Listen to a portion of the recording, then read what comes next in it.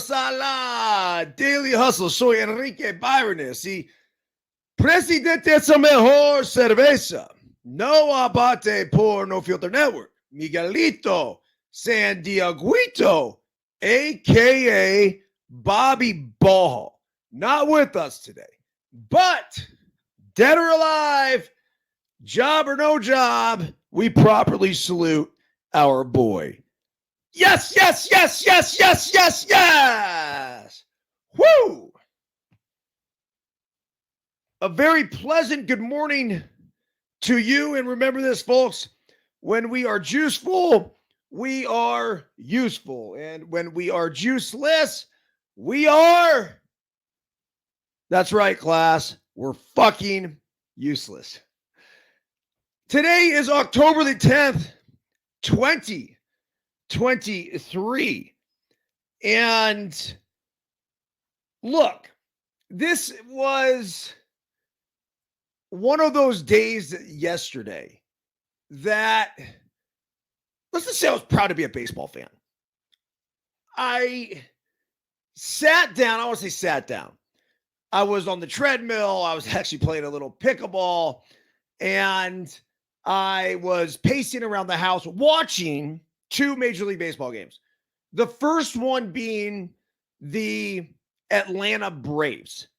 And holy shit, what a game. In the early going, what was going on with Zach Wheeler was just electric. His fastball riding through the zone, nasty, call it the slurve, call it the sweeper, call it whatever you want to call it. The thing was unhittable. He struck out, I want to say it was his first 8 outs were all strikeouts. He had a no-hitter going on into, it was after 5, so it went into 6. But when you're watching this, it was very simple. The conclusion was that the Atlanta Braves, the number one offense in all of baseball, historically one of the best offenses to ever be assembled, looked like absolute dog shit. And they were completely neutralized by Zach Wheeler and the entire Phillies bullpen from the game before, too. So if you're a Braves fan, you're sitting here going, geez, really? Is this how this is going to go? 100 and some odd wins, and then you get to the postseason, you have 2 home games against a team that I think you're better than, and you're going to go out like that? That's a tough way to say begin your postseason. I said begin and end your postseason. But I caution everybody, because we know this, because it's the great sport of baseball. Pitching, defense, and base running wins games. Simple as that. Those are things that are all somewhat within our control. Hitting, a little less so. So when you have this banging lineup that is incredible, well, guess what? If for whatever reason, and who knows what that reason is, you're not hitting, you're screwed. It's over.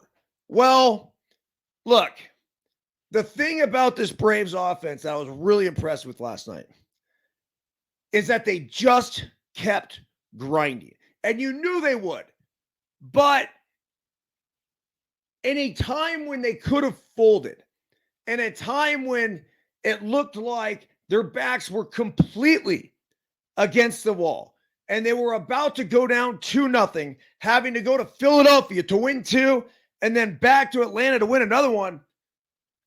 Look, folks, that was not going to happen. There was zero chance, in my humble opinion, that the Braves could have pulled that one off. Now, could they have gone to Philly and won 1? And I guess, but I just did not see them winning 3 in a row, especially the way things have gone.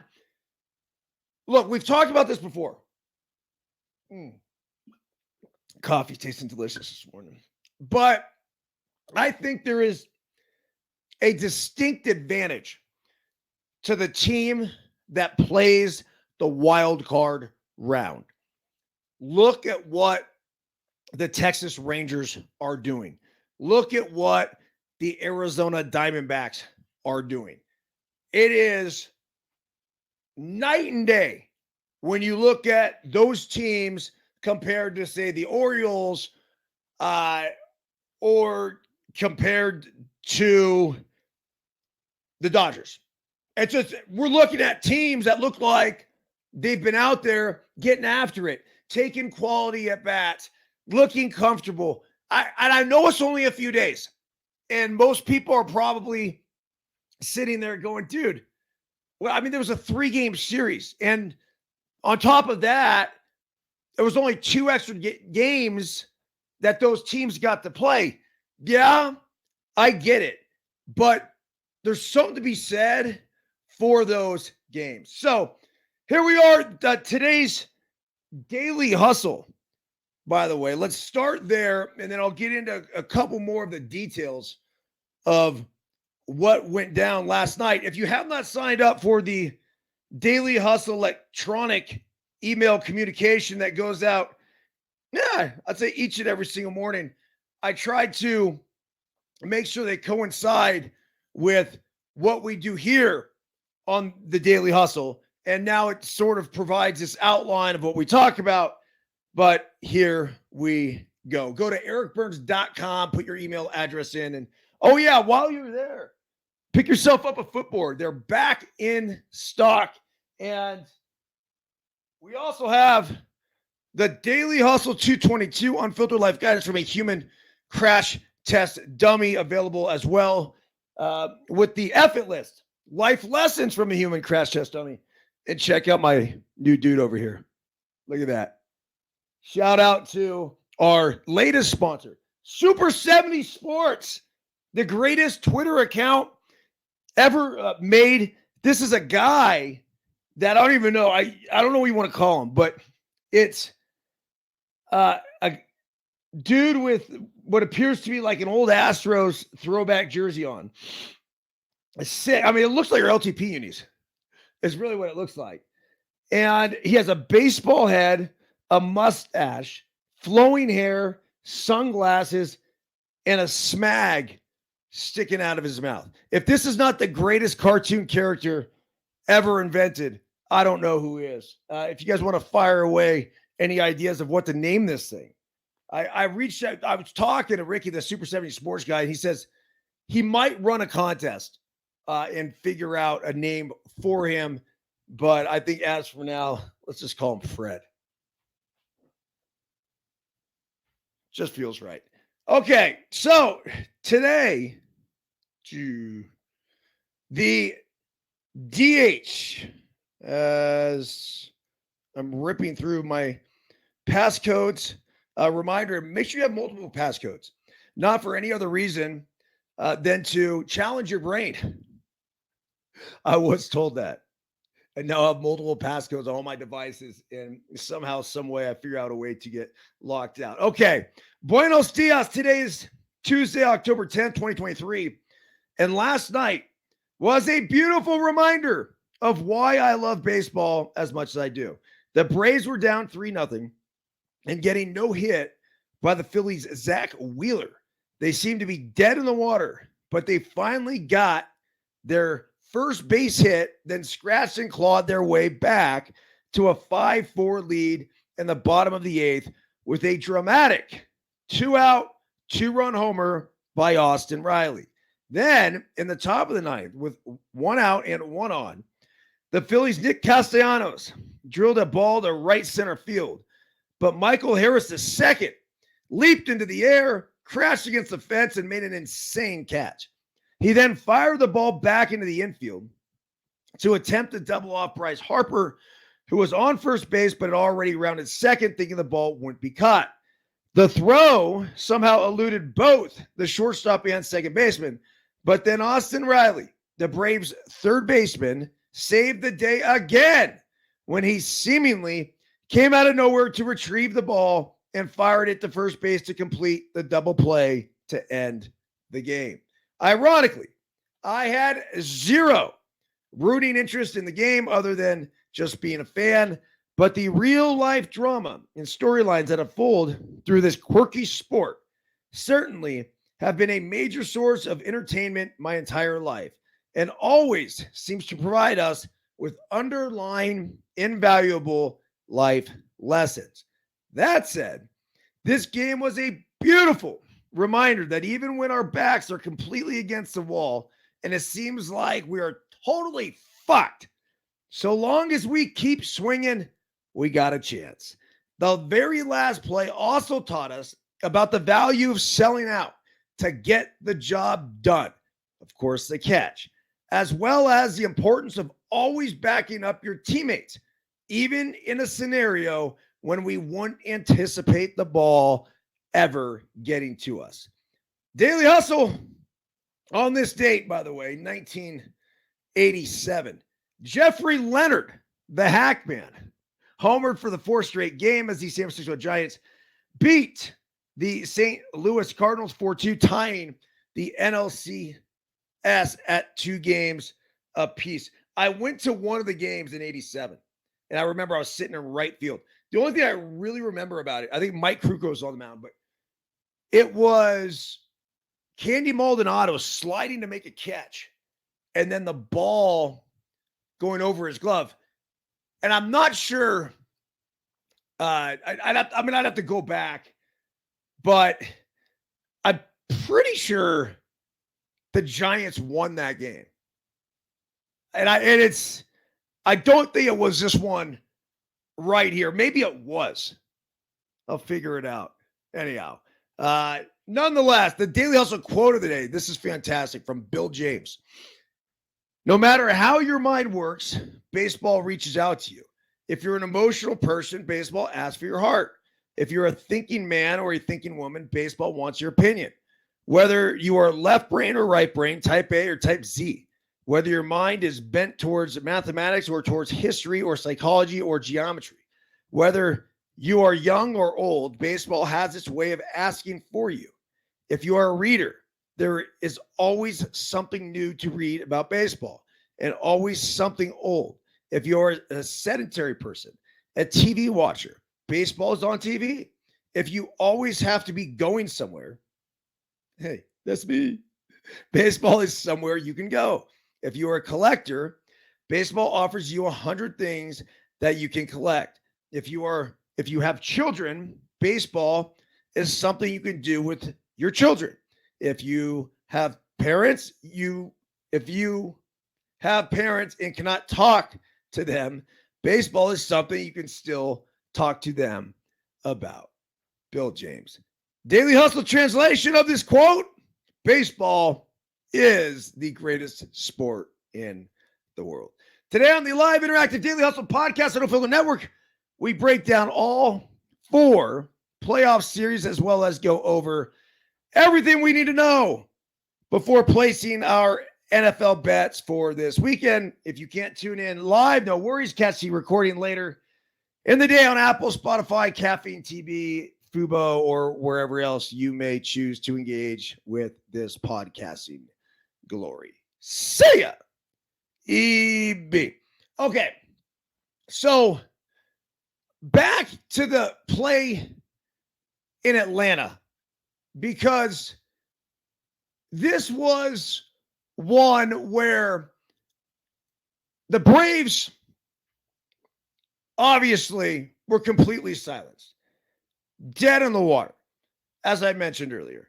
But then it was Austin Riley down a run, 2 outs in the bottom of the 8th inning, gets a hanging slider and fucking bamboozles it out of the ballpark. Then in the top half of that next inning, in the 9th, it was Nick Castellanos sending a ball deep to right center field. Michael Harris II runs over, makes a sick backhanded play, crashes up against the wall. Bryce Harper as soon as this ball was hit, thought it was going to fall for sure. He took off. So he was on first base. He rounds second. As soon as this ball's caught, he's like, oh, shit. Turns around, goes back, touches second base. Well, Michael Harris's throw goes by the shortstop, by the second baseman. And then out of fucking nowhere comes Austin Riley. Boom, scoops it up, fires over to first, double play, ball game. Wow. If this was not Derek Jeter in 2001, I don't know what was. Not to say that Riley really had anywhere else to be once the ball was caught. But let this be a lesson for all of us. There's always somewhere to be. And basically, all Riley did was follow the play. Okay, Harris makes a catch. He knows nothing's coming his way. He runs towards second base. Why not? Well, the ball comes in. It was missed by both the second baseman and shortstop. A little bit of an errant throw. And there he was to scoop it up, fire over. Now, would the Braves have won this game anyway? Yeah, maybe. But if this play wasn't made, who knows? It's the postseason. We'd already seen the percentages of this game. I mean, early on, even when Philly was up 3-0, I mean, they had like a 90% chance of winning the game. So, and I would say that those odds were probably, even higher as they got deeper in the game and we're still down. I was just looking at it as going back and forth on my MLB.com app. But I the big lessons in life, and like I mentioned in the Daily Hustle email, look, here's the team that was the number one team all year. They were it. They were heralded as arguably the greatest offense in the history of baseball. They were doing unprecedented things individually and collectively as a team. They had a 500 slugging percentage as a team. It's just insane to think about. You obviously had Ronald Acuna Jr. going 40-70. Nobody in the history of baseball has ever done that. Matt Olson, well over 50 homers. It just was a lineup and is a lineup that doesn't quit. Yet they were brought to their knees. And it almost took them to the point of reaching rock bottom for them to say, fuck it. We got nothing to lose now. Shit's not going our way. Let's scrap. Let's claw. Let's do whatever we can do. So I just love the lessons within the game. I ironically, found that Bill James quote today on the Baseball Almanac where they have, you could go to any date. They'll tell you this date in baseball. And I, of course, picked the ones out that mean the most to me. And that Jeffrey Leonard Hackman one is right there at the top of the list, at least for the 10th of October. But it's just a cool sport. And, sort of going over those things and going over the quote and everything else with the Bill James thing. I mean, let's dive into it just for a second. No matter how your mind works, baseball reaches out to you.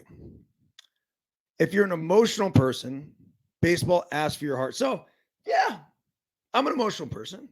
Definitely, I would say that. And it does. It touches my heart.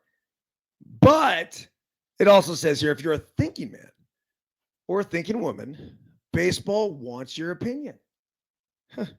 We all have opinions, don't we? And then it goes into the whether you're left brain or right brain, type A or type Z, whether your mind is bent towards mathematics or towards history. See, I would be more towards math and history. Those are the two ones I'm really into. But then it says psychology. I mean, really what we do here on the Daily Hustle every day is a little bit of psychology or geometry. I'm not into geometry at all. It also says whether we're young or old, baseball has a way of asking for you. If you're a reader, there's something new to read about baseball and always something old. If you're a sedentary person, yeah, we would not encourage that. A TV watcher, baseball's on TV. Thank you for that, Bill. If you always have to be going somewhere, baseball is somewhere you can go. The ballpark. If you're a collector, I mean, it is one of the greatest quotes of all time. If you're a baseball fan. And if, you're not, whatever. So anyhow, something interesting here. And we're going to transition now into the Dodger game. But look, the Arizona Diamondbacks are for fucking real. And I've tried to tell you guys this. I think all of you think I'm full of shit. But apparently, at some point here, you're going to have to wake up. The fans are going to have to wake up and realize that this team's just better than the Dodgers.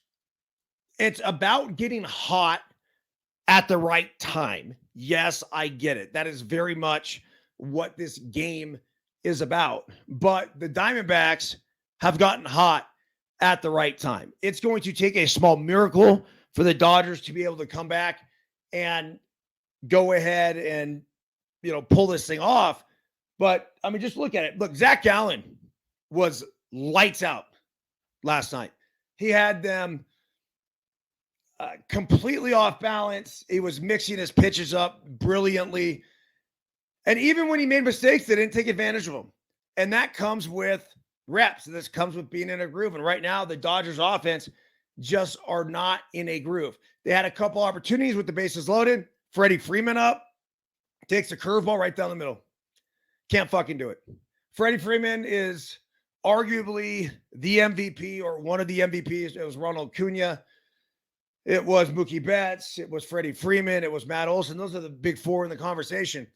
Freddie needs to obviously come through in that situation. You can't take it down the middle. You can't do it. Now, who am I to tell Freddie Freeman fucking anything? The guy's 15, 20x the ball player that I ever was. But I do know this. I would be very upset with myself had I just taken a 3-2 dick ball spinner right down the middle. Apparently, he thought that he was going to go back to the fastball. He did not go back to the fastball. He threw the hook. That's why it's just like, look, sit fastball and adjust. When you guess, it's dangerous. It's something I'll ask Will Clark tonight during the Deuces Wild broadcast to get his opinion on that, to see if he thinks that Freddie was sitting on something. He had to be. He had just fouled the ball off his knee as well. And it looked incredibly painful. But if you're the Dodgers and you're in that situation, you just want to make sure you take your hacks. It's like I tell the boys, the LTP boys all the time. So long as we're controlling just about as much as we can control, and this goes back to what I was saying earlier about the pitching, the defense, the base running, all those things are within our control. Well, sometimes from a hitting perspective, the only thing in our control is whether or not we can swing a bat. So you get a situation like that, a chance to blow the game open or just basically at least get back in the game in the Dodgers sense. Yeah, James Outman, trust me, one of my favorite players, a guy I root for as much as anybody in the major leagues. His nickname when he was a kid was Byrnes. He grew up in the Bay Area. So obviously have a soft spot for him. If you talk to James Outman, I'm sure he's very upset over the 2-0 pitch that he swung at. Bases loaded again. 2-0, slider, down. He was positive he was going to get a fastball. He didn't. Ended up getting that slider. And it was 2-1. Next thing you know, it was 3-1. Then he gets the 3-1, and he takes the ball that he probably should have swung at. Now he's 3-2, and then he swings 3-2 at a questionable pitch. It was probably a strike, but that's sort of the way things will go. But look, the Diamondbacks are fucking the real deal. There's no mistakes about it. They had some guys come out of the bullpen. I love one of the guys that came out was that submarine and right-hander who I guess the Rays had DFA'd. The Diamondbacks pick him up. He had a 6 ERA with the Rays, and he's had like a .0 something ERA with the D-backs. I mean, one man's trash is another man's treasure. So the controversy, though, last night, or at least it was on the social media scene, was that MLB fans were not impressed with Bob Costas' boring call of the final out in the Diamondbacks-Dodgers game. It says Bob Costas unenthusiastically called the final out for the Arizona Diamondbacks in the Game 2 NLDS win over the Los Angeles Dodgers raised some eyebrows among baseball fans. Diamondbacks closer Paul Sewell retired Colton Wong on a routine fly ball to center field to wrap up a 4-2 win. The victory pushed the Dodgers to the brink of elimination and the Diamondbacks closer to the NLCS, but you might not have known it from Costas' monotone final call. Quote, Thomas, almost in his tracks, tucks it away. And the Arizona Diamondbacks, who finished 16 games behind the Dodgers in the regular season, come into Dodgers Stadium and come away with a 2-game lead as they go back to Arizona in this best out of 5.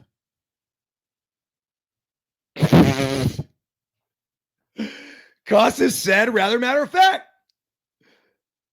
Costas, look, I don't care. I don't give a shit. Whether I'm a Diamondbacks fan or a Dodgers fan. If I'm a Diamondbacks fan, I'm appreciating that. I really am. Like, I'm looking at it and being like, you know what? Boom. Double middle finger to the world. We know that everybody's against us. And you're a Dodger fan, you feel Bob Costas' pain. Now, whether or not Bob Costas had some action on the game last night, I have no idea. I don't think there's anything wrong if he actually did. He'd be going to the Brent Musburger School of Broadcasting, and I think that's always comical, if you ask me. You would try to tell who Brent Musburger had within the first 5 minutes of a football game, and you usually could. So, here was the reaction across social media. It says Bob Costas might have fallen asleep during this call. The other one says the Snakes have pushed the Dodgers to the brink. Was Costas forced to announce this at gunpoint? I have had more excitement when I'm at the dentist. Bob Costas is so bored. Why does Bob Costas try to diss the D-backs every chance he gets? Bob Costas with the electric call and a bout of sarcasm here. Yeah, whatever. Look, Bob Costas at this point in his career doesn't give a fuck. Bob Costas is going to call a game the way Bob Costas wants to call the game. And if Bob Costas wanted a little more adrenaline or a little bit more of a dramatic ending, as most broadcasters do, no matter who's playing, I don't blame the guy. The guy's called everything. And so here he is calling a MLB divisional playoff game. Can we do something within the game to stoke his fire? I hope so. Bob Costas deserves that. And Bob Costas, he was thoroughly unimpressed. Now, that said, I also heard Bob Costas waxing poetic about Corbin Carroll earlier in the game. Yes, that's a sort of thing that would get Bob Costas excited. There's plenty about the Arizona Diamondbacks that I think make for a really good story. But right now, them playing the Dodgers, and I think anybody who is just a casual baseball fan that doesn't have a rooting interest is going to root for a good series. So here is Bob Costas on the call for the series, I imagine, and he's not fucking entertained. It's not close enough for him right now. Well, Here's the kicker with all this, and this is going to be the complete and total game changer. We'll see which way it goes. When the Arizona Diamondbacks go back home to play the Dodgers tomorrow, my experience in the past as a player for the Arizona Diamondbacks has been that there typically is just as many, if not more, Dodger fans at Chase Field than there is Diamondbacks fans. That, my friends, is a fucking issue. If you are the Diamondbacks fans, this is your one shot. This is your one opportunity to announce your presence with authority and basically say, enough's enough. We are sick and tired of other teams' fan bases coming in here and taking over our fucking stadium. At one point, when I was with the Diamondbacks, I would walk in and up on the big board would say, welcome to an evening of Diamondbacks baseball. And I'm like, huh? What do you mean, welcome to an evening of Diamondbacks baseball? This isn't the fucking prom. This is a baseball game. How about welcome to the snake pit, motherfuckers? That's the atmosphere that needs to be created in Arizona. And for all of the first generation, second generation, third generation Arizonans, now is your chance to declare that you will protect your own house. This isn't the 1998 D-backs. This isn't the 2001 D-backs. I mean, their first year of existence was 98. 2001, they win the World Series. But look, folks, I understand there wasn't generations of fans that have been built up for this. So there was reason why they were everybody's second favorite team. A lot of times third favorite team, because most of the locals would like the team that their mom liked and like the team that their dad liked. So now that it is 2023, and let's just figure that we could go anybody born from 1998 on.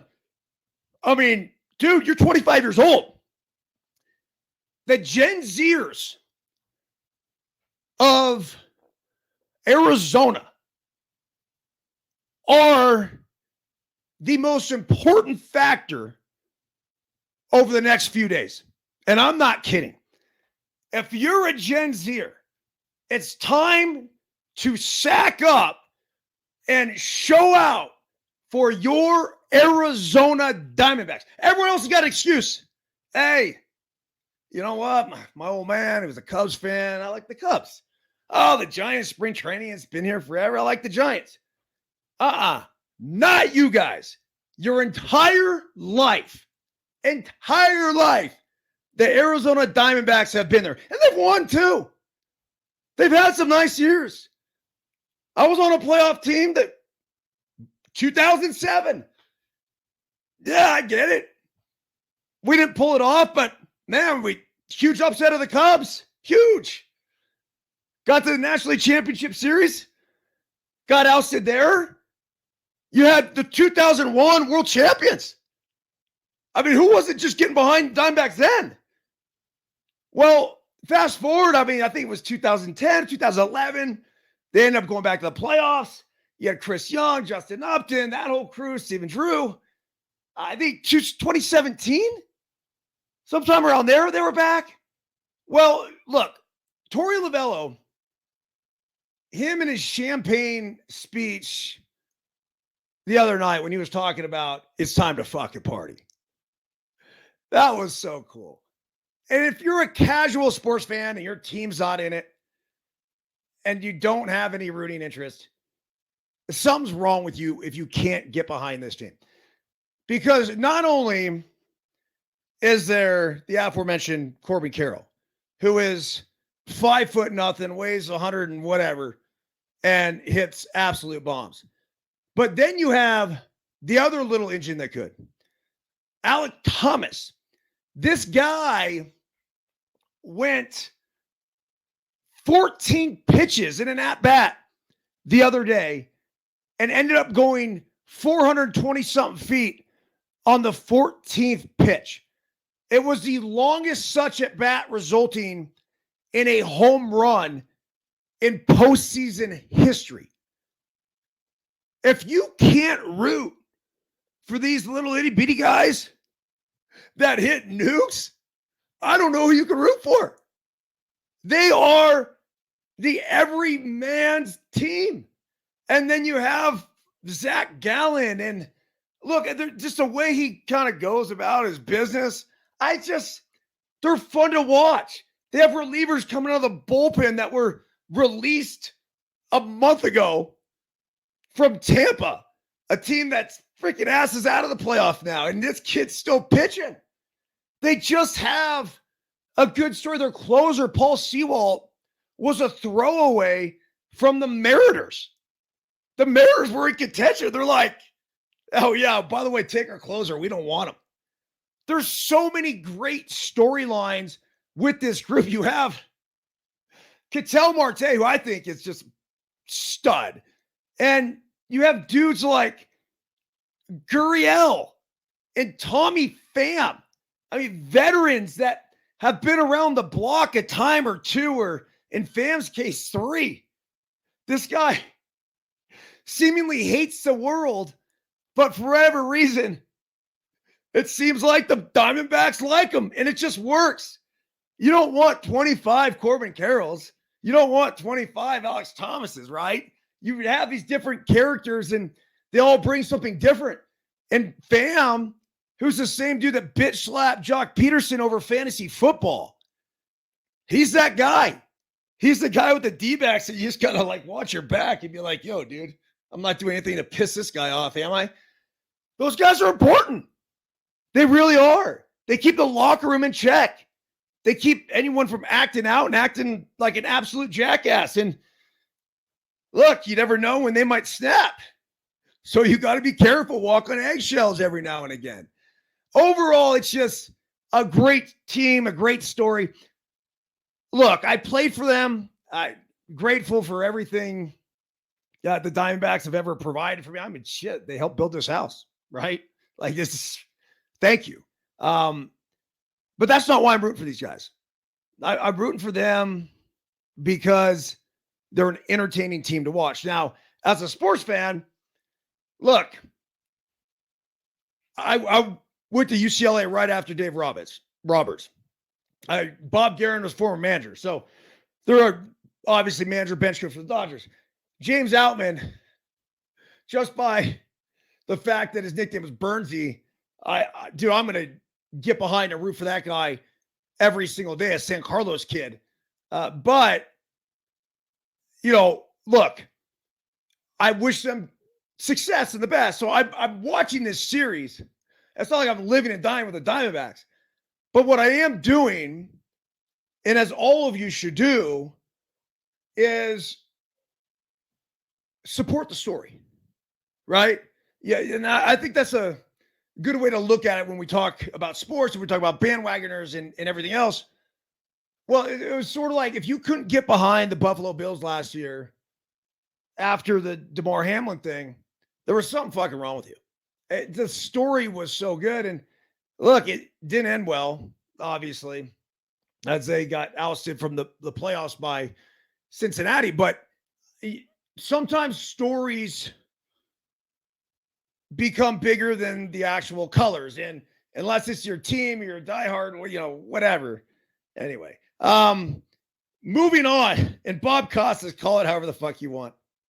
You've earned that right, and you've earned that privilege. So let's take a look at the games for today. You have Houston at Minnesota. Holy shit, is this going on right now? Has it started yet? 107. So we're starting literally. Oh, no. It says Pacific Daylight Time. So it's going to be Javier against Sonny Gray. And what a resurgence for Sonny Gray.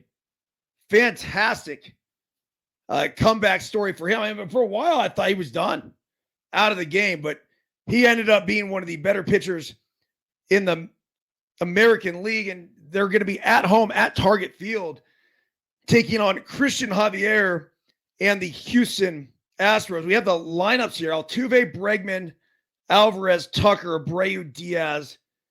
Ooh, Dubon, Giants fans, getting the start today in center field. And then Jeremy Pena, shortstop, hitting ninth. Actually, I take that back. He's eighth. Martin Maldonado. That's the lineup for Houston. Minnesota is looking at Julian Polanco Kepler, Max Kepler. He's got an interesting story. A son of two German ballerinas. Not a joke. I mean, I got to believe he's one of the only purebred Germans that's ever played Major League Baseball. You have Royce Lewis playing third base and hitting in the cleanup spot. This kid is unreal. Carlos Correa, of course, who's had a monster series, hitting 625 with a 1600 OPS, had the big hit in the last game playing shortstop. I was on with Mike Golick yesterday, and he was asking me about the Astros and whether they're the most hated team or they're going to continue to be the most hated team, and are people over the trash can incident and this, that. And I go, oh, I don't know, dude. I said, I'll tell you this. The guy that beat them the other night, though, was allegedly one of the main culprits of it. And he's playing for the Minnesota fucking Twins. So on that note, I have no idea. But yeah, the Astros, you'd say they're an easy team to hate, but are they?